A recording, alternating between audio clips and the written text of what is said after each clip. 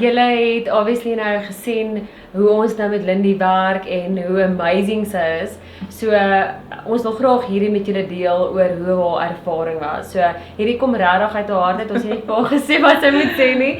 So maar ja.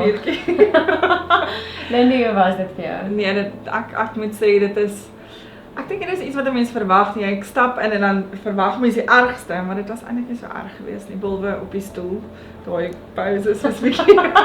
Maar ek sal oefen vir volgende keer. Was dit af vir jou in die posisies of soos hoe jy voel?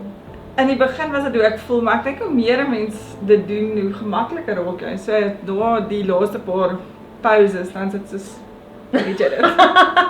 So ja, enigiets van die begin af wat ons begin het, en make-up is regtig, dis stunning. So ek dink dit help ook baie. Dis net 'n bietjie body make-up opsit, maar dit is lekker. Maar nee, dit was met die hulp en die goeders wat julle gee. Dit maak 'n verskil en ek dink dit gee net daai confidence, dit gee net daai boost wat 'n mens nodig het na hoeveel jaar van ma wees en net weer lekker voel en net weet dat dik is delicious ook.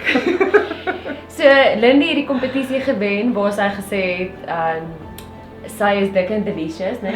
Nee, jy het gesê. Wat het jy gesê, dik en delicious? Dik maar delicious. Dik maar delicious, hy het dit gesê.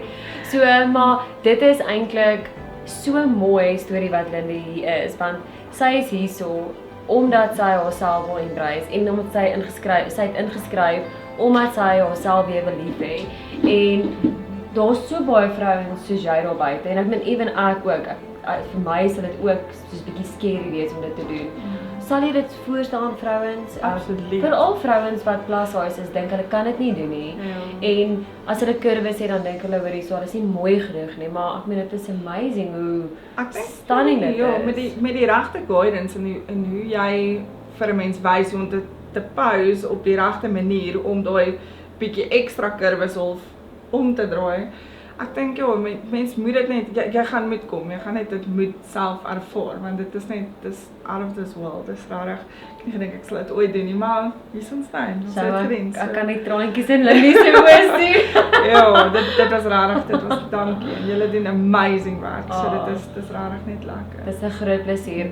So wat ons ook vandag gedoen het is ek het in 'n posisie ingegaan om vir haar die pose te wys en Michelle het die behind the scenes geneem, maar ek wil graag hê julle moet my volg want ons gaan nou die results wys van hoe stunning Lindy se foto's uitgekom het en sy het vir ons permissie gegee om dit te gebruik.